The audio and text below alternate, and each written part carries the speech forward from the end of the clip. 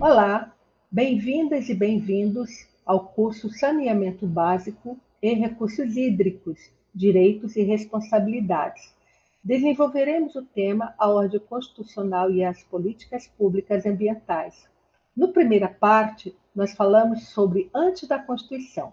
Agora, nessa segunda parte, nós iremos falar sobre esses fundamentos da política ambiental no Brasil e no mundo, sobre a Constituição, após a Constituição de 1988. Então, será a abordagem que daremos neste vídeo. Mas antes de adentrarmos sobre essas questões normativas, vou falar um pouco da Constituição do Brasil, o que ela representa para o meio ambiente. Bom, a Constituição do Brasil de 1988, ela é o fundamento de todas as normas e regulação do nosso país. E ela traz, no artigo 1º até o artigo 5º, o que nós chamamos de Estado de Direito democrático e social. Mas, tendo em vista que essa Constituição ela é a primeira a abordar sobre as questões ambientais, no seu artigo 225, um capítulo específico sobre o meio ambiente, ela recebe o nome dado por vários estudiosos da área, e entre eles a gente considera o Canotilho, que é um professor da Universidade de Coimbra, lá em Portugal. O professor Canotilho, ele trata sobre o Estado de Direito Ambiental nas Constituições. E aí ele diz que a Constituição do Brasil ela é não somente uma Constituição do Estado democrático de direito e social, mas também uma Constituição do Estado de Direito. E por que ela é chamada de Constituição do Estado de Direito? Essa Constituição ela traz algumas características importantes. A primeira delas é que ela aborda uma responsabilidade objetiva da administração pública, e essa responsabilidade objetiva da administração pública ela tem extensão quanto às questões ambientais, bem como ela trata sobre a tutela preventiva do meio ambiente. Então, nesse artigo 225, ela coloca que o meio ambiente deverá ter como princípio o princípio da precaução e o princípio da prevenção.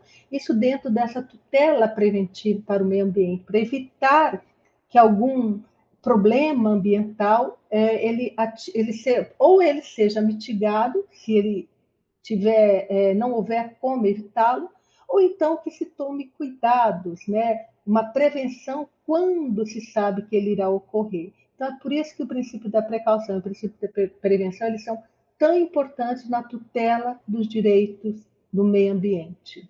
Além disso, essa Constituição ela trabalha com uma característica importante, que é a participação democrática, a participação da sociedade em todo o processo decisório das políticas públicas ambientais. Nós vamos ver que tanto as normativas referentes às políticas públicas de recursos hídricos, quanto as políticas públicas de saneamento básico, ela trabalha com a ideia de participação social de todos dentro das decisões políticas a respeito dos temas.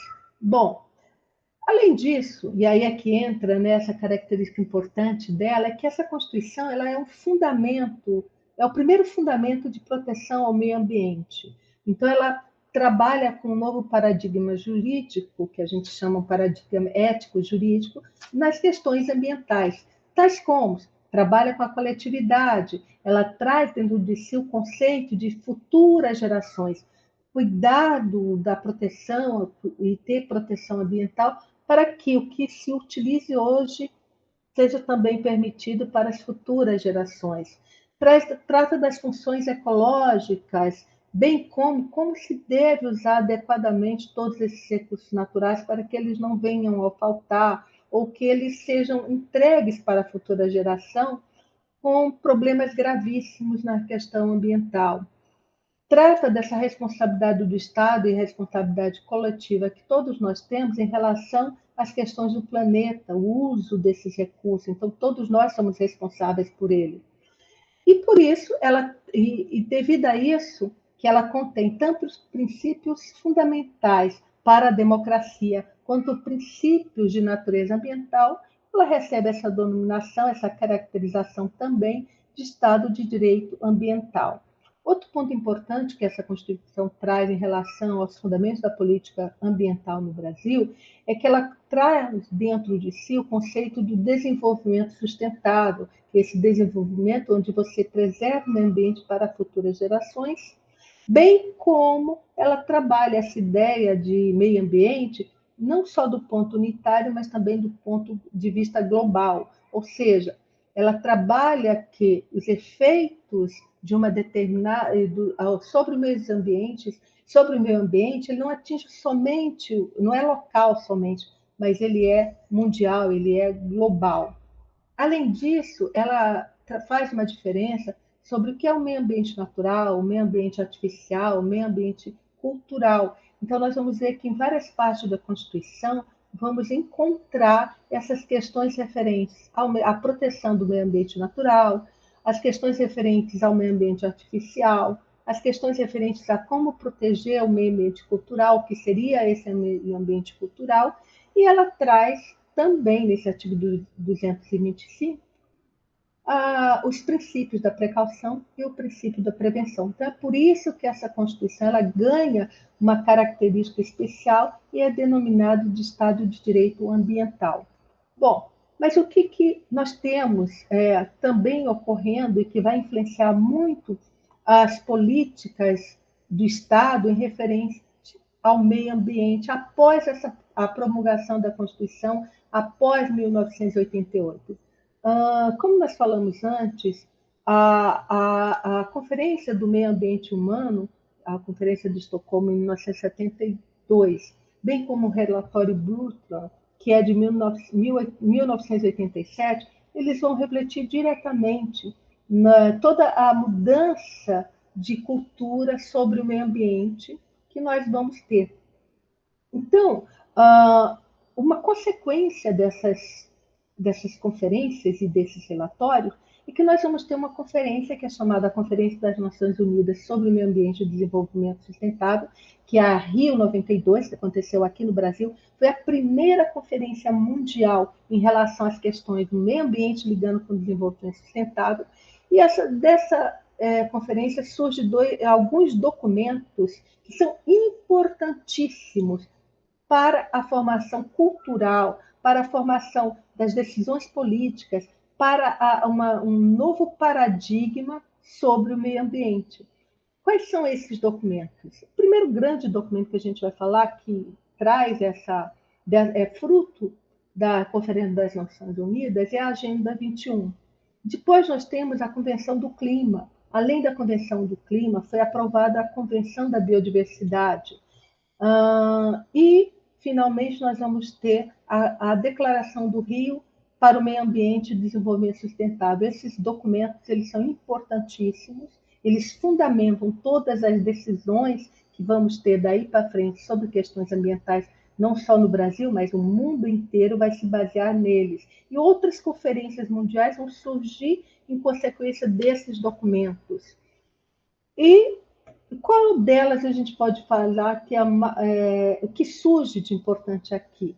Primeira coisa, dessa conferência de 92, surge a ideia de fazer uma conferência anual que reuniria uma conferência, ou melhor dizendo, um fórum anual, que reuniria todos os países que são signatários da ONU para discutir sobre os efeitos da atividade humana, os efeitos nocivos da atividade humana, sobre as mudanças climáticas. O que isso acarretaria sobre a mudança do clima mundial?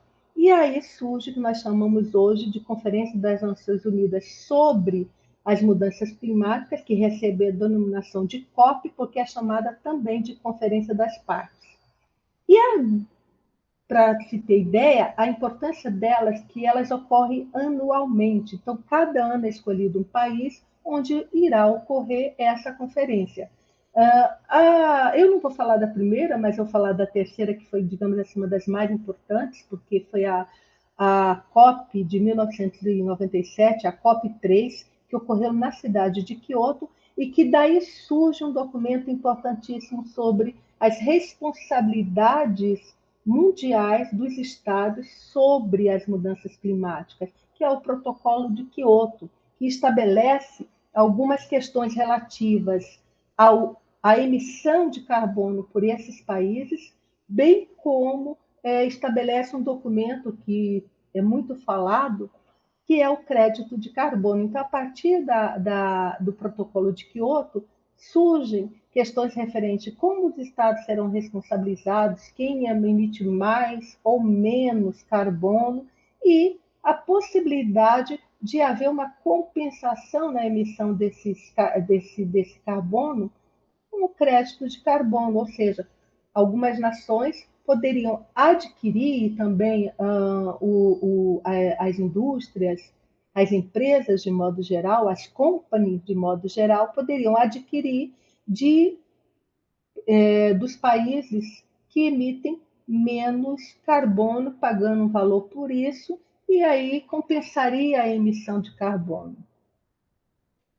Outra questão importante que surge depois dos anos de 1990 é que no ano de 2000 surge um outro documento importantíssimo que foi aprovado pela Assembleia Geral da ONU no ano de 2000, que é a Declaração do Milênio, que estabelece os 8 ODMs, que mais tarde vão ser transformados em ODS. Então, isso também foi importante, que acontece nesse período, já no ano de 2000, bem como a ONU, através do Programa das Nações Unidas sobre o Meio Ambiente, que foi criado também, e a importância da criação do Programa das Nações Unidas foi justamente para reunir e ser responsável também por essa conferência da COP e discutir as questões climáticas sob o ponto de vista mundial, é que ela vem estabelecer e vem cobrar, digamos assim, o cumprimento de alguns objetivos do desenvolvimento para melhorar, digamos assim, as questões ambientais e mostrar também, quando se trata de meio ambiente, você não está falando somente de um aspecto, mas que existe uma interferência entre todos os pontos de vista, seja ele da pobreza, seja ele do desenvolvimento, seja ele quanto à questão de gênero, que vão entrelaçar-se com a questão ambiental. Então, surge assim os ODMs, que são os Objetivos de Desenvolvimento do Milênio, que depois se transformarão nos Objetivos do Desenvolvimento Sustentável, que é uma nova resolução da ONU que ocorre no ano de 2015. E aí ele transforma esses Objetivos do Desenvolvimento do Milênio em Objetivos do Desenvolvimento Sustentável, que passam a ser 17 objetivos que deverão ser cumpridos pelas nações até o ano de 2030. Então, esse é um documento importante que surge também logo depois, bem depois, digamos assim, da Constituição de 1988, que o Brasil também implementa. O Brasil também foi chamado, porque ele faz parte do Programa das Nações Unidas sobre o Meio Ambiente, ele faz parte da ONU. E também existiu nesse período de 2015, foi realizada uma nova conferência, uma nova COP, né, a COP de Paris, que é chamada de COP 21. E na COP 21 eles retomam as decisões da COP 3, do Protocolo de Quioto, e aqui é interessante que eles vão estabelecer no Acordo de Paris, que surge um documento, que é o Acordo de Paris, sobre o clima, onde eles vão estabelecer um limite para a emissão de carbono na atmosfera pelos países, bem como eles vão estabelecer uma redução em 1,5 graus para o aquecimento global. Então, eles vão dizer que esse valor, aí é importante a gente entender porque nós temos que falamos na aula passada sobre a Revolução Industrial, porque o limite que eles dão da emissão desses carbonos é a partir da Revolução Industrial. Então, o que havia, essa contagem que eles vão fazer muitos anos depois, e essa contagem vai levar em consideração para saber qual o grau de emissão de carbono que nós estamos emitindo, que é crescente e cumulativo, e que temos que um limite dessa emissão, porque a cada 1,5 graus que aumenta a temperatura da Terra, do aquecimento global, maiores serão as consequências negativas sobre todo o planeta. Então, por isso esse Acordo de Paris foi importante, porque ele estabelece esse limite, um limite de reduzir, aliás, 1,5 graus essa emissão. Então, nós temos que ficar num grau de temperatura que não ultrapasse. E se ultrapassar, as consequências é o que ele chama de um limite que será irreversível, não terá condições de voltarmos atrás. Então, essa é a importância da Conferência das Partes da COP21 em Paris. Depois, em 2019, a ONU, tendo em vista os problemas que está tendo no mundo em relação aos ecossistemas que estão sendo destruídos ou estão desaparecendo, e a importância desse ecossistema, a ONU estabelece o que nós chamamos de década da ONU de restauração dos ecossistemas, que vale entre 2021 até 2030. Então, essa resolução ela é proclamada na Assembleia Geral da ONU em 2019, só que a data que ela vai começar a vigorar será a partir de 2021 até 2030. Então, a ONU ela sempre faz uma Assembleia Geral, depois de 10 anos, para estabelecer algumas metas e alguns programas, levando em consideração o grau de ataque que aquele programa,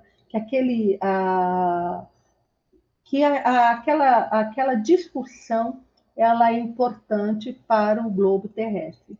E, por último, abordando sobre essas conferências, nós vamos dizer o seguinte, que a Conferência das Partes a Conferência das Partes de 2025, que é denominada de COP30, ocorrerá no Brasil. A conferência da COP, a COP, né, ou a Conferência das Partes das Nações Unidas sobre as Mudanças Climáticas, ela se realizará no Brasil em 2025. Então, isso demonstra a importância que o Brasil tem sobre a questão ambiental. Bom, falando sobre o Brasil, nós vamos observar que, a partir da Constituição de 1988, ocorreram algumas alterações sob o ponto de vista de como o arcabouço normativo brasileiro ele modifica a sua visão sobre o meio ambiente. Ele deixa de ser uma visão sobre o ponto de vista de administração, de como administrar os recursos, e passa a ver as questões ambientais sobre o meio ambiente sob o ponto de vista protetivo e a importância que existe em proteger o meio ambiente para proteger toda a espécie humana. E quais são as principais normativas que são emitidas a partir de 89 em relação levando em consideração as alterações constitucionais ou a introdução na Constituição de 1988 do capítulo do meio ambiente? Vai ocorrer a criação do Instituto Brasileiro do Meio Ambiente. Então, o IBAMA é criado logo depois da Constituição. A Secretaria do Meio Ambiente ela passa a ser vinculada diretamente à Presidência da República e logo depois ela se transforma em Ministério do Meio Ambiente. Então, deixa de ser uma secretaria para ganhar o status de ministério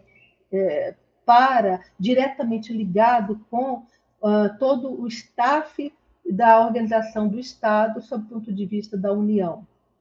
Além disso, surge uma questão muito importante aqui, que é uma regulamentação que é instituída para o uso dos organismos geneticamente modificados, bem como também vai ser criada uma comissão técnica nacional de Biossegurança. Essa Comissão Técnica Nacional de Biossegurança, ela se torna importante tendo em vista que os organismos geneticamente modificados, como, por exemplo, o milho, poderia causar efeitos que não conhecemos. É aí que entra o princípio da precaução, porque são organismos cujos efeitos só serão conhecidos daqui a 20, 30 anos, quando ele já estiver acontecendo. Então, isso pode causar efeitos gravíssimos, não só sobre o meio ambiente, mas sobre toda a vida humana e a vida de todos os outros seres que existem. Então, o Brasil tem essa regulamentação, é uma regulamentação muito importante, porque discute, sob o ponto de vista da precaução, como se deve utilizar esses organismos geneticamente modificados. É nesse período de 1997 até 2000, 2007, 2000, melhor dizendo 2010, que surgem duas normativas importantíssimas para o nosso estudo. A primeira delas foi a aprovação da Política Nacional de Recursos Hídricos, na Lei 9.433 de 1997, que substitui o Código das Águas, que nós vimos que foi criado desde 1934. Então, houve uma modificação completa sobre a política nacional do uso dos recursos hídricos, uma diferença do que seria água e recursos hídricos, e o que é importante é como se dá o uso dele, como se dá a gestão dele, o gerenciamento. Então, essa política nacional, ela muda completamente a visão sobre o uso dos recursos hídricos, o uso da água no Brasil.